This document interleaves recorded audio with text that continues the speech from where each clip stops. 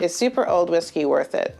My experience is no. There's a point of no return. I've had American whiskeys that are over 20 years old, and all you're tasting is the barrel. It really is important for the distiller to manage his barrels. That is the key. So you could have a fantastic 50-year-old Scotch, but if it wasn't maintained, if that barrel wasn't cared for, it's just a watery mess. The size and the type of barrel is really going to influence how the barrel management goes forward. You also need to consider the climate that you're in.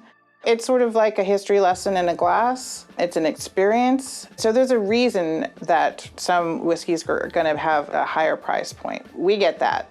But at the end of the day, is it really worth it? I don't think so.